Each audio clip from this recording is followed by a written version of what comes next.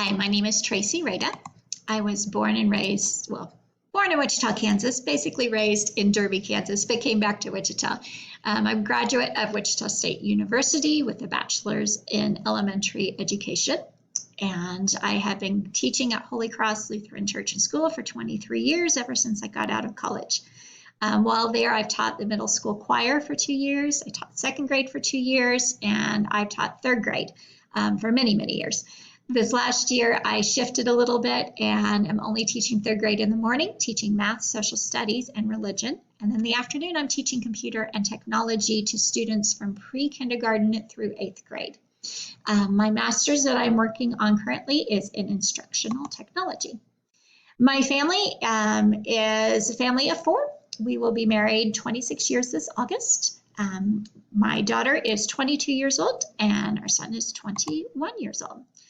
Our daughter Melissa was in the Disney College program at Disney World, and her program was unfortunately cut short and was sent home when Disney World shut down. So her goal is to get back. My son will be a junior at Oklahoma City University as a major in music theater with a minor in directing.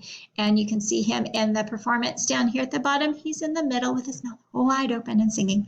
So we enjoy watching our kids grow and watching them do the exciting things that they get to do. So that's kind of my hobby, is following them around in their performances.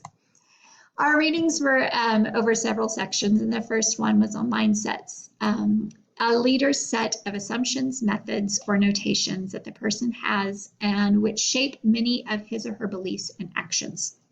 The 3 mindsets that we looked at are all students can learn, teachers' collaboration over isolation, and happiness and optimism. And I truly agree with all of these. Yes, all students can learn.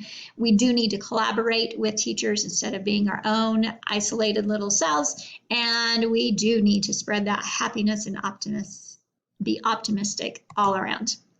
Our disposition is a prevailing tendency or mood. It's the individual normal behavior, response, or reaction to the events. In order to be an effective leader, we need to have certain dispositions or work really hard to showcase those. So a true leader, an effective leader, is going to exhibit that confidence. They're going to be a risk taker that can make very clear, decisive decisions. They have a sense of humor, which helps diffuse any maybe conflict that might be happening. They're also empathetically assertive, so they can have that balance between the patience and persistence, and yet they can view the other person's perspectives and meet them at where they need to be. And they are always a constant learner, learning the new strategies and new things out there in education. Practices are the key strategies or behaviors that leaders execute or display, even if those practices stretch the person out of his or her comfort zone and does not come natural to that person.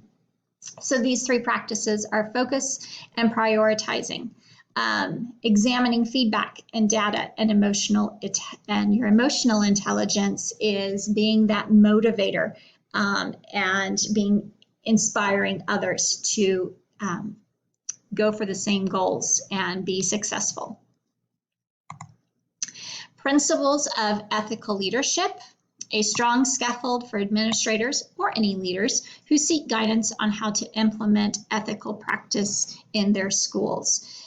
So there are several of these. There's 8 of them. To have personal courage, to put your stakeholders, your teachers, and your students' interests ahead of your own personal interests, to exhibit self-control, self-discipline, and have good integrity or good morals.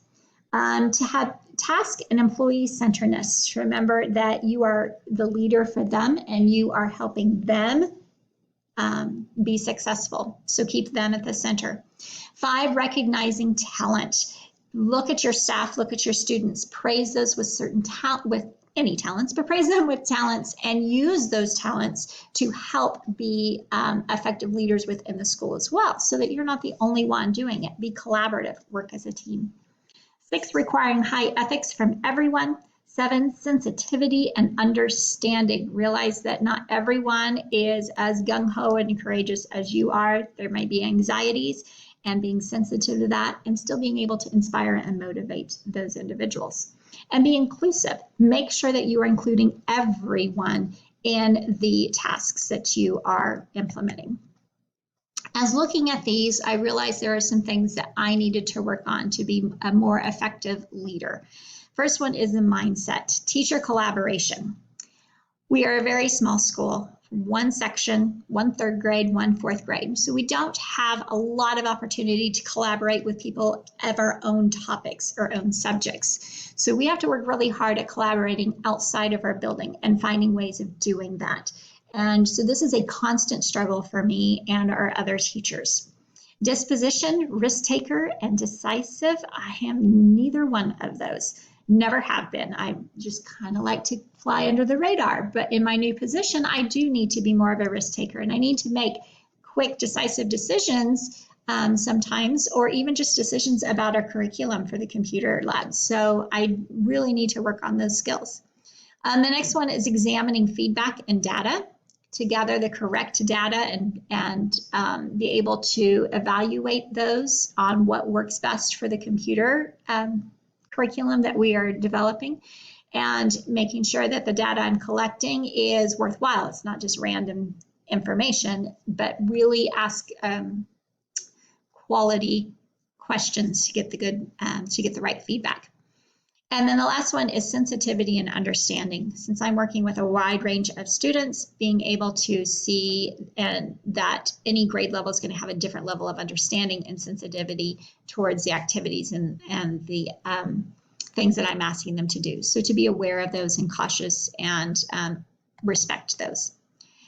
If teachers, parents, and leaders all follow these same mindsets, dispositions, practices, and principles, students will have that success because the teachers have success. And it creates a positive environment that is conducive to learning and success.